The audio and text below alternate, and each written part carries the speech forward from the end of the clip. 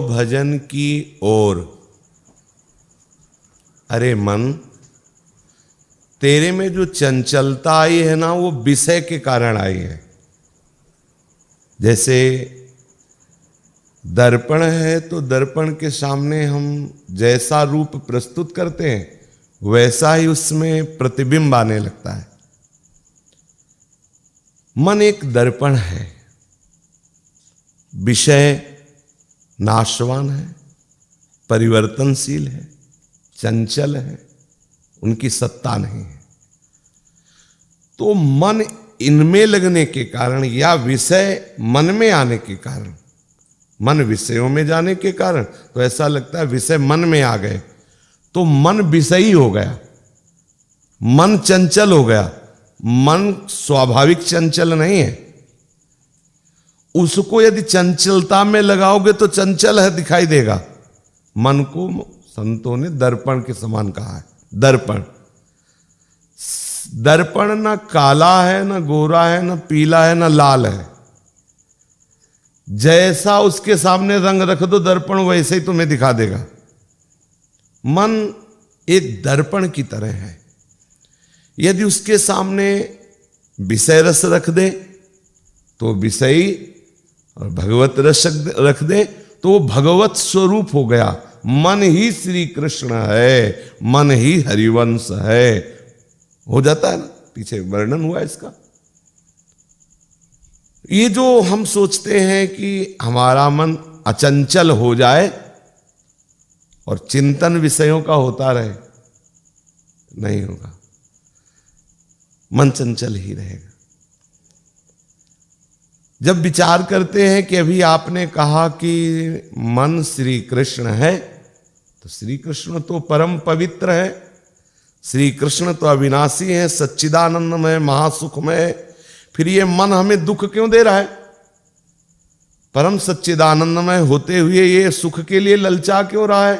हमें जला क्यों रहा है? हमें परेशान क्यों कर रहा है? हमें बंधन में क्यों डाले? क्योंकि मन इंद्रियाणाम मनश्चास्मि। अब इसमें सूक्ष्म विषय देखना है। जब गंगा जी में बाढ़ आती है तो विशाल दरिया हो जाता है, विशाल पाट हो जाता है। और जब वो बाढ़ उतरती है तो कई जगह जो धारा बड़ी बनी थी वो समिट जाती है, तो कई जगह वो धारा का पानी बना रहता है। शास्त्रों में और संतों ने उसे गंगौघ कहा है। गंगौघ, ना वो आचमन करने योग्य होता है, ना वो स्नान करने योग्य होता है। उसे संत जन बचा के जाते हैं।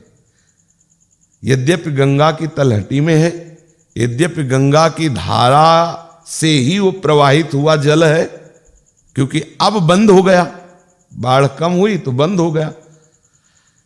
वो गंगा की धारा से हटने के कारण, गंगा की तलहटी में रहने पर, गंगा जल होने पर उसको कह दिया गया गंगौघ, और आचमन स्नान करने पर पाप लगता है। यद्यपि मूल में देखो तो परम पवित्र है, जब गंगा की तलहटी में है और बाढ़ में गंगा की धारा से ही वो प्रवाहित होता रहा, लेकिन आज वो धारा से हट गया, इसलिए वह पवित्र हो गया। अब देखिए, गंदा नाला, सीवर का पानी जो जाता है, घोर मूल में अपवित्र दिखाई दे रहा है, लेकिन वो धारा में जुड़ गया तो वो गंगा के समान पवित्र हो गया। स्नान आचमन आदि में कभी कोई ऐसा भेद नहीं करेगा कि ये सीवर का पानी इसमें मिला हुआ है। सुरसरी मिले सो पावन कैसे, ईस अनीस ही अंतर जैसे। ऐसे ही स्वरूप में मन भगवत स्वरूप है, श्री कृष्णमय है, इंद्रियाणाम मनश्चास्मि। पर वो रस धारा, आनंद धारा से अलग हो गया है। उसी में समझना, गंगा की तलहटी में ही है, गंगा जल ही है, पर वो धारा से हट गया, इसलिए वो गंगौघ हो गया। भगवत स्वरूप ही है, भगवत स्वरूप में ही स्थित है। कैसे भगवत स्वरूप में स्थित है? जितनी भी इसमें शक्ति है, चेतना हमारे प्रभु की ही तो है। मन में सामने जो भी हो सब भगवत स्वरूप ही तो है।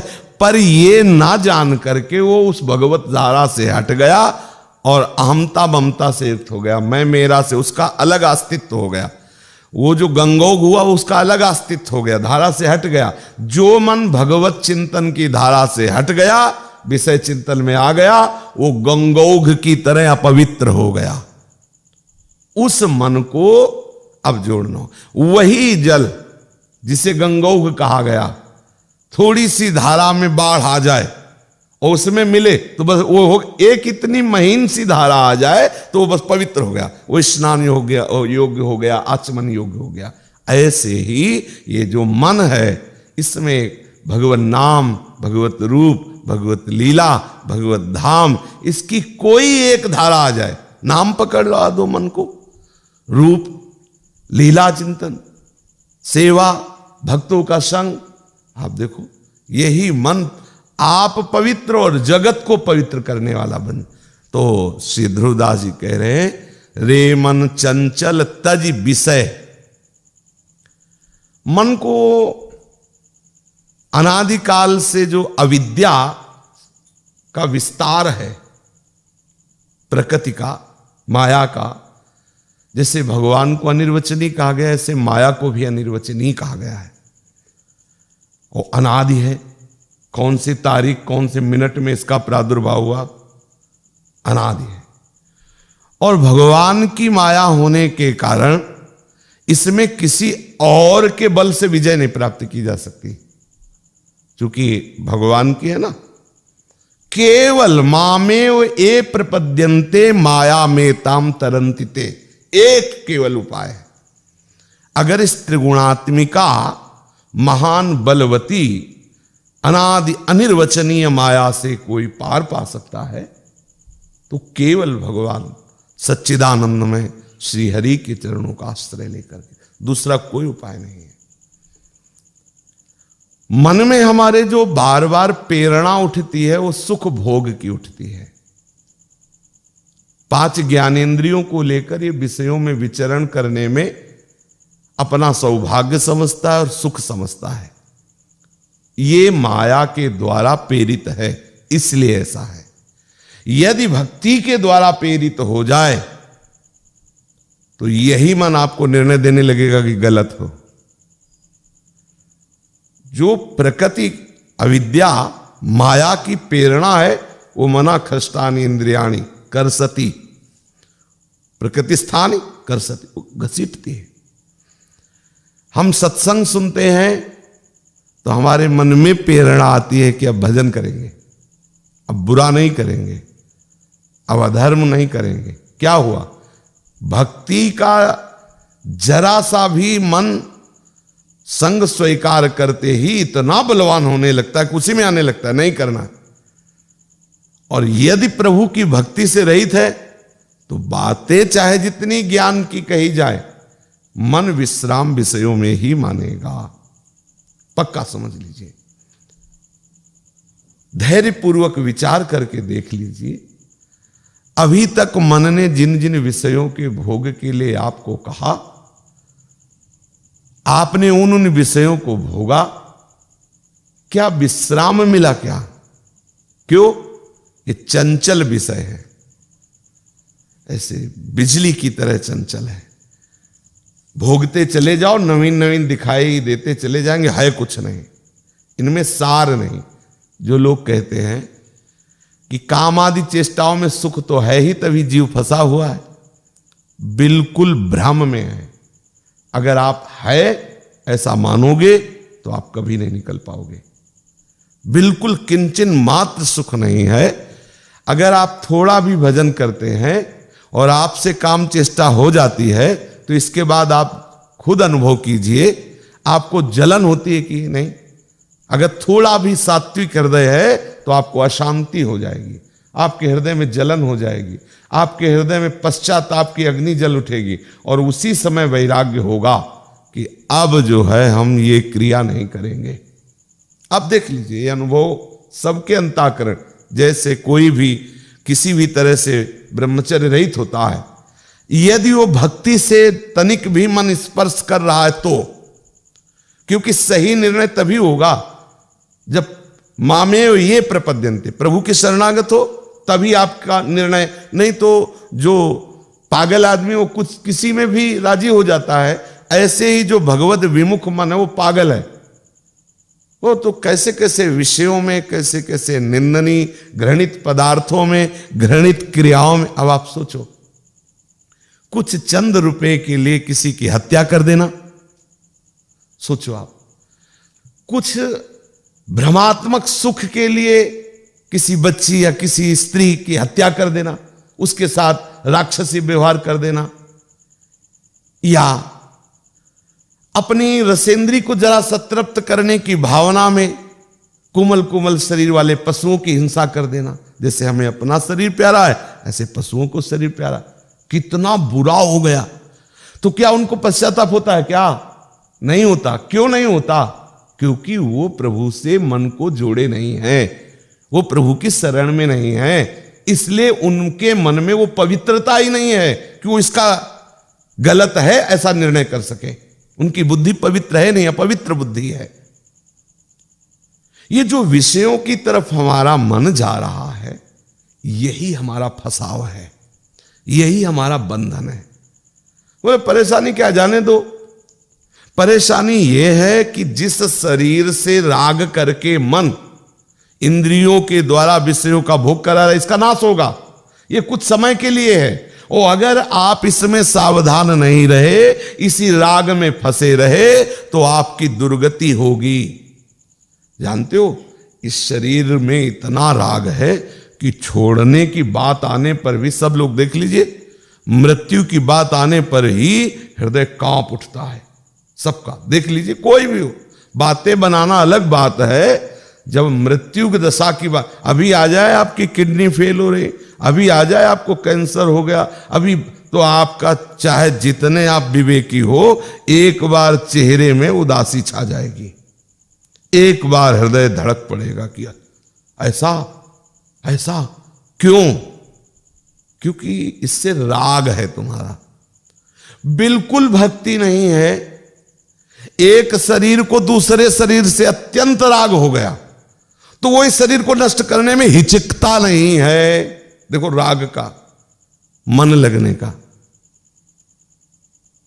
जैसे किसी स्त्री का किसी पुरुष से दृढ़ता पूर्वक राग हो गया, या किसी पुरुष का किसी स्त्री से हो गया, अब उसका बिछो होने का अवसर आया तो वो अपने शरीर को त्याग देता है। कितनी घटनाएं हैं, लोग फांसी लगा लेते हैं लोग।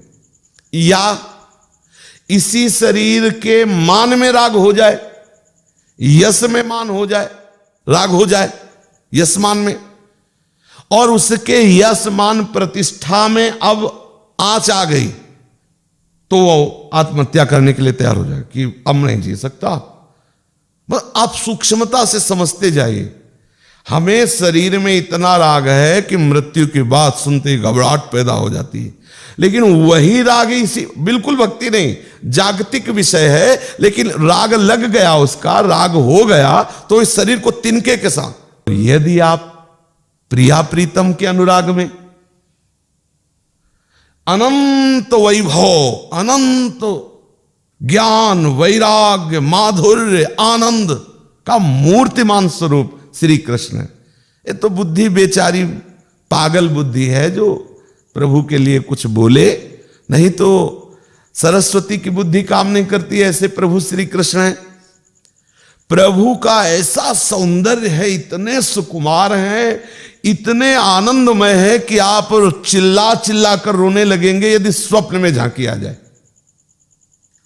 स्वप्न में यदि ठाकुर जी करुणा करके पधारे तो आप देखेंगे कि आपकी तकिया गीली होगी, आपके वक्षा स्थल के कपड़े गीले होंगे, और ऐसा बार बार लगेगा कि हृदय फट रहा है, इतना आनंद समाएगा नहीं। और अगर कहीं वो सामने मुस्कुरा दे, तो इसीलिए पहले से ये कभी विरह, कभी थोड़ा आनंद, कभी विरह, कभी आनंद, तो ये गर्म ठंडा होते होते हृदय को एकदम, जैसे ना कि वो शीशा एकदम गर्म ठंडा करते करते पद्धति से वो बुलेट प्रूफ कर दिया गया, ऐसे ही हृदय इतना मजबूत हो गया कि वो प्रियालाल की रूप माधुरी का ध्यान करते हुए फट नहीं रहा। आनंद पूर्वक उसी में डूबा हुआ है। लोग कहते भगवान दर्शन क्यों नहीं दे देते? वो तो तैयार है, आप तैयारी कर लीजिए उनसे मिलने की। उनसे तैयारी करने के लिए है अनन्य चित्त हो जाना। उनसे तैयारी करने के लिए है शत्रु और मित्र में समान भाव हो जाना, लाभ हानि में समान भाव हो जाना, स्तुति निंदा में समान भाव हो जाना, दुख सुख में समान भाव। आपको भगवान मिले मिलाए देख लीजिए, क्योंकि इसके बिना आप सह नहीं सकते उनको। आप सोचो, जैसे आपको लगता है कि हम विषय सेवन करते हुए प्रभु को प्राप्त कर ले तो मिल जाएंगे, उनको कोई परेशानी, लेकिन आप नहीं झेल पाएंगे। आप एक काम विकार जो कोटि मनमथ मनमथा है, वो एक काम पूरे त्रिभुवन को वश में किए हुए है, आप उसे नहीं झेल पा रहे। आप थोड़ा सा प्रतिकूल नहीं सह पा रहे हैं, आप थोड़ा सा सुख में फूल गए, दुख में आप उदास हो, आनंद समुद्र को कैसे झेल पाएंगे? इसीलिए तो कहा गया आप समता धारण करो, आप भजन करो, आप ऐसी स्थिति लाओ। वो सदगुरुदेव संत कृपा करके धीरे धीरे आपको उस ऊंचाई पर प्रभु मिलने के लिए तैयार। इसमें पक्की बात समझ लो। अब आपको ये बात समझानी है अपने मन को, जैसे ध्रुवदास जी समझा रहे हैं कि बहुत समय निकल गया विषय सेवन करते हुए, आप धीरे से भजन की ओर ढरो। मन को भजन की ओर ढरने का शब्द आते ही 5 ज्ञानेंद्रियां अपने आप, क्योंकि बिना 5 ज्ञानेंद्रियों के ये ना प्रकृति राज्य और ना भगवत राज्य का भोग नहीं कर सकता है। जो मन है, जिसे हम प्रभु की रूप माधुरी जो प्रगट में श्री विग्रह के दर्शन करते हैं और नेत्रेंद्री से, प्रभु की चर्चा सुनते हैं तो श्रवणेंद्री से, प्रभु के श्री अंग की गंध पुष्पमाला तुलसी प्रसादी आदि की गंध घ्राणेंद्री से, प्रभु का उच्छिष्ट रसेंद्री से, प्रभु के भक्तों का आलिंगन, प्रभु के श्री चरणों की सेवा, प्रभु के प्रसादी वस्त्र आदि त्वगेंद्री से। और जैसे अभी आप श्रवणेंद्री से भगवद रस ले रहे हैं, तो आप तो भगवत स्वरूप ही हैं, पर मन आपका इस समय श्रवणेंद्री के साथ भगवत रस में लगा है, तो आपको भगवत आनंद की अनुभूति है। आप भगवत स्वरूप ही है। बिना 5 ज्ञानेंद्रियों के ये मन ना तो प्रकृति राज्य में उतर सकता है और ना वो भगवत राज्य में।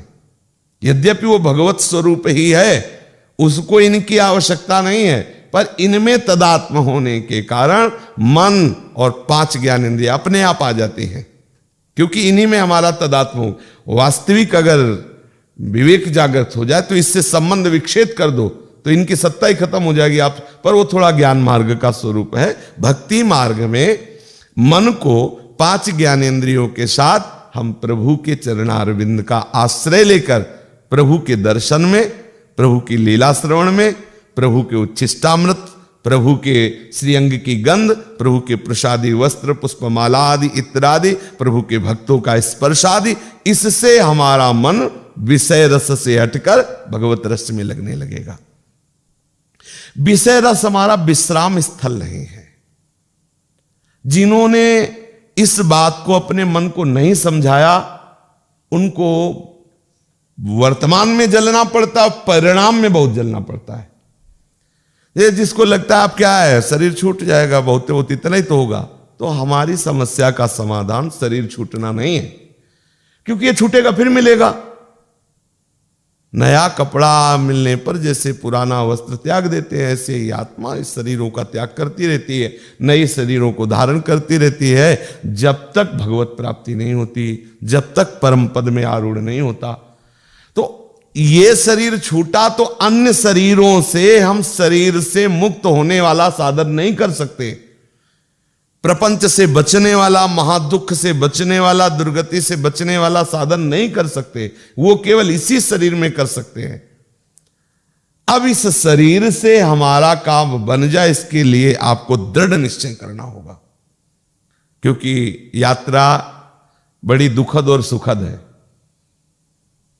दुखद भी है और सुखद भी है। जब तक मन प्रभु में नहीं लगता तब तक दुखद है, और जब मन प्रभु में लग गया तो महासुखमयी है। इसमें दृढ़ निश्चयी चल सकता है, दूसरा नहीं। कि जरा देखे आनंद है कि नहीं, और एक पैर इस पाला में रखे और इस पैर इधर पैर बढ़ाना चाहता है, वो पैर हटाना नहीं चाहता, क्योंकि अगर आनंद नहीं तो मैं भग जाऊंगा, तो त्रिकाल में आनंद का अनुभव नहीं होगा। इसमें उस पैर को बिल्कुल हटा के पूरा खड़े हो जाना है कि चाहे महान दुख मिले, अब लो नशानी अब ना नशा, अब तो बस प्रभु के ही चरणारविंद का आश्रय। अब इस जन्म में आनंद मिले ना मिले, कुछ भी सुख मिले ना मिले, उन्नति हो ना हो, ये जीवन प्रभु को दिया। एक बार हम खेल खेलते हैं प्रभु के लिए, जिसे होता ना कि भाई एक बार देखते गए तो एक बार। अब इसमें यह नहीं कि थोड़े दिन के बाद हमें अगर अशांति सी लगती तो हम लौट पड़ते, लौटने का मार्ग नहीं रहना चाहिए, क्योंकि ये ऐसा मार्ग है ऐसा, अगर आपने थोड़ी भी ब्रेक ढीली की तो वो ऐसे लौट जाएगा। चढ़ने में खास बात है कदम आगे बढ़ाना और पीछे ना हट जाए, इतना मजबूत रखना, ये मार्ग ऐसे है।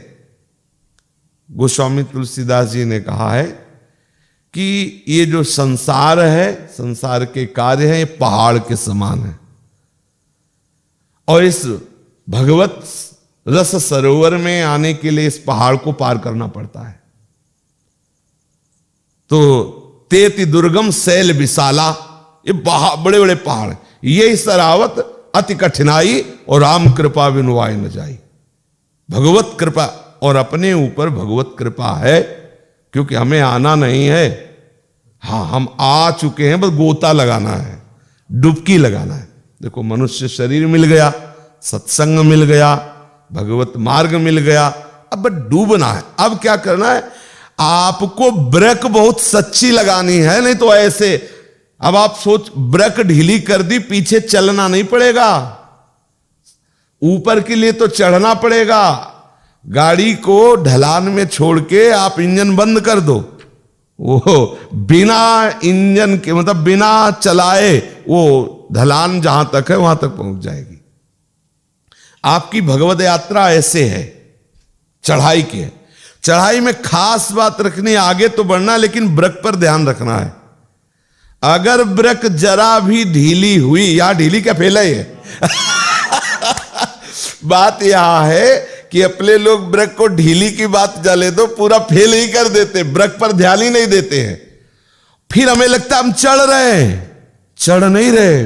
वो चढ़ाई वो ऐसे उतरता चला जाता है, जब गिर पड़ता तब उसे लगता है। ये मार्ग ऐसा है, जैसे लिफ्ट में देखा, उतरते या चढ़ते समय बीच की यात्रा समझ में नहीं आती है, ऐसे ही जब आप धम्म से नीचे गिरो तब लगेगा गिर गए क्या, तब लगेगा। इसलिए कह रहे हैं, पहली बात तो आपको यह ध्यान रखना है कि हम जिस मार्ग में चल रहे हैं, इस मार्ग में पीछे जो जो आप छोड़ते जा रहे हैं, जो जो आपने की बुद्धि ने, आपके मन ने असत भाव करके त्यागा है, वो तो दोबारा स्वीकार नहीं करना।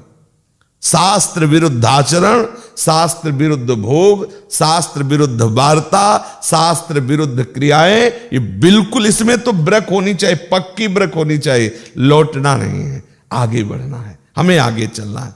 तो बोले, छाड़ी कुमति अब सुमति गही भजले नवल किशोर।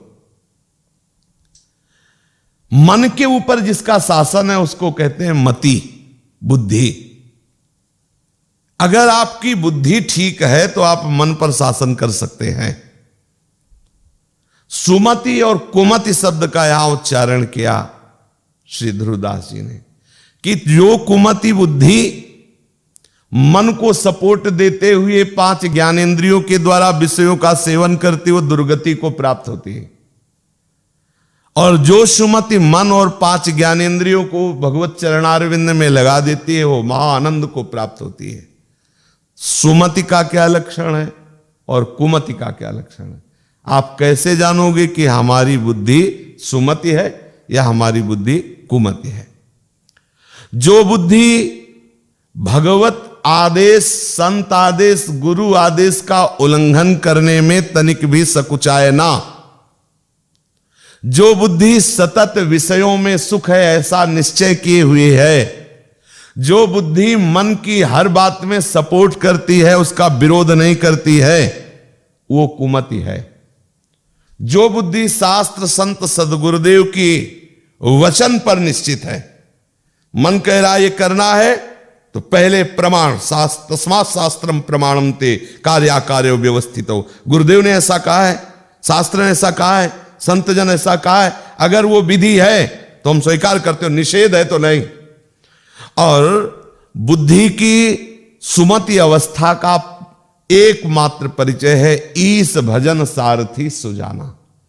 आपकी बुद्धि में निश्चय हो गया कि अब हम एक क्षण भी अपने प्रीतम के नाम को नहीं भूलेंगे। तद विस्मरणे परम व्याकुलते, हमारे प्रभु का नाम छूटते हमें व्याकुलता हो, अब सुमति है। ये सुमति मन को नहीं जाने देगी विषय रस में। अगर आपका भजन चल रहा है, आप शास्त्र संत सदगुरुदेव की आज्ञा के अनुसार चल रहे हैं, तो निश्चित मानो आज भले आपका मन आपके अधीन नहीं, लेकिन एक दिन ऐसा आएगा कि ये पंग हो जाएगा, ये मन अधीन हो जाएगा, ये मन महारस में डूब जाएगा। इसलिए ध्रुवदास जी कह रहे कुमति का त्याग करके सुमति गहो। सुमति गहने का स्वरूप है भजले नवल किशोर। श्री लाल सच्ची मानिए, इतने सुंदर लाल जो है कि सब वर्णन करने की बातें नहीं होती। एक दिन एक उपासक ने देखा श्री ठाकुर जी को स्वप्न में, तो उसने बताया अपनी दशा कि रोते ही है, रात्रि भर। इतना सुंदर रूप है कि वर्णन नहीं किया जा सकता, इतना सुंदर रूप श्री ठाकुर जी महाराज का है। इसलिए अपने मन को, जैसे हमारा मन रूप देखना चाहता है, शब्द सुनना चाहता है, रस ग्रहण करना चाहता है, हमारा मन स्पर्श सुख चाहता है, इससे बड़ा और क्या सुख दर्शन होगा। नेत्र जब ठाकुर जी के दर्शन कर, मुनिमन मोहन श्री लालजू महाराज है। श्रवणेन्द्री उनके अमृत में वचन सुने, शरीर की त्वगेंद्री हमारी उनका स्पर्श करे। अगर हमारा जो सुख की भोगने की चाहे, इससे बड़ा और ऐसे मुनिमन मोहन लालजू जहां तृप्त नेत्र होकर के प्रभु श्री स्वामिनी जी का दर्शन करते हैं, स्वामिनी जी से वार्ता करते हैं, स्वामिनी जी के साथ भोग पाते, वो अगर ये जुगल जोरी की हमें उपासना मिल जाए, ऐसी राधा प्यारी और लालजू के श्री चरणों का हमें सानिध्य, इससे बढ़कर के क्या हो सकता है। भजले नवल किशोर, कुमति का त्याग करके सुमति को स्वीकार करे और नंद किशोर और प्यारी जू श्री लालजू और लाडली जू दोनों युगल सरकार के चरणों का जीवन का सार, जीवन का महामहिमा में स्वरूप यही नवल किशोरी नवल किशोर जी के चरणों का हमें सतत चिंतन, सतत भजन। मन में ये निश्चय तभी होगा जब बुद्धि निर्णय ठीक कर लेगी कि हमारा जीवन का परम लक्ष्य श्री नवल किशोरी नवल किशोर जी है। ये कुमति है, थोड़ी देर के लिए राजी हो जाती है। सच्ची मानना, अभी आप सुन रहे हैं तो आपको लगेगा, अभी कोई भोगों का सानिध्य का अवसर आए तो आपकी बुद्धि विचलित हो जाएगी और ये चाह करने लगेगी कि आगे चलकर भगवत प्राप्ति तो करनी है और प्रभु सब कुछ माफ कर ही देते हैं, नाम में इतनी सामर्थ्य है, इसलिए भोग लेते हैं। ये ब्रक फेल ना होने पाए। अगर आप ऐसी गलती करते रहेंगे तो आप निश्चय ही नहीं कर पाएंगे कि मुझे भगवत प्राप्ति करनी है। भोगेश्वर प्रसक्ता नाम तयापहृत चेतसाम व्यवसायत्मिका बुद्धि समाधो न विधीयते। ध्रुवदास जी कह रहे हैं कि अवलग मन कीन्हो सोई, जो जो कहो तय मोह, अब तू मेरो कहो कर जुगल चरण छवि जोए। अब इसमें तुम्हें हम सलाह नहीं दे रहे मन, अब तुम्हें हम सलाह नहीं दे रहे, अब आज्ञा कर रहे हैं। अभी तक तुमने जो जो हमको आज्ञा की वो हमने किया, अब तुमको हम आज्ञा करते हैं कि अब तुम्हारी एक बात भी हम नहीं मानेंगे। अब तो सिर्फ जुगल सरकार की आराधना करेंगे, सिर्फ जुगल सरकार की रूप माधुरी देखने की चाह करेंगे, सिर्फ जुगल सरकार के चरणों की सेवा में रहेंगे। जुगल सरकार के सिवा, प्रिया प्रीतम के सिवा ना। अब तुम्हारी बात नहीं। देखो ये बात पकड़ना होगा।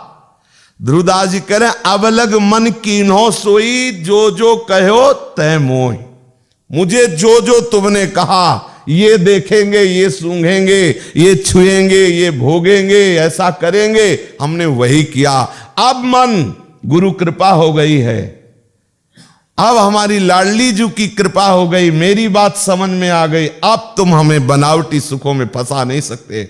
अब तुमको वही करना होगा जो मैं कह रहा हूं। और मैं क्या कह रहा हूं? जुगल चरण छवि जो है, जो गोरे सांवले चरणारविंद हैं, इन्हीं का आश्रय, इन्हीं का सेवन, इन्हीं का चिंतन भजन, इन्हीं के प्रेमी जनों का संग। जो इनको नहीं जानते, हम उनको नहीं जानते।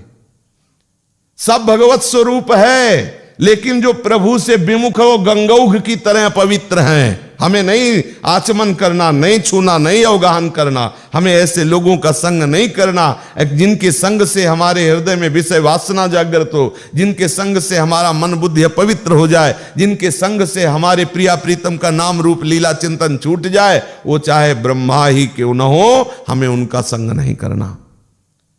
जिनके संग से हमारे जुगल सरकार की प्रीति उदय हो, अब हमें वही करना है। सब भगवत स्वरूप है। इसमें बड़ी सूक्ष्मता का विषय है कि अब कोई आकर के हमारे पास हमको विषय सेवन के लिए कहे और हम कहें कि हमारे भगवान ही आए हैं। हमारे भगवान, सब भगवान का स्वरूप है और भगवान ही आए, हमें आज्ञा कर रहे हैं कि हमसे ऐसे भगवान का हम सेवन नहीं करेंगे। है सब भगवत स्वरूप, लेकिन हम चलेंगे वहीं जो हमारे आचार्य गुरुदेव संत जन, जिससे हमारे प्रिया प्रीतम का सतत स्मरण होता है। जैसे गंगा की धारा में ही वो है जल, लेकिन वो गंगौघ है। ऐसे ही जिन हरि भगति हृदय नहीं आनी, जीवित सब समानते, वो जीते हुए मुर्दे के समान है। जैसे मुर्दा छूना पवित्र है, ऐसे ही हमको ऐसे संग का त्याग करना जिनके संग कुमति मति उपजय, करत भजन में भंग, तजोरे मन हरि विमुखन को संग।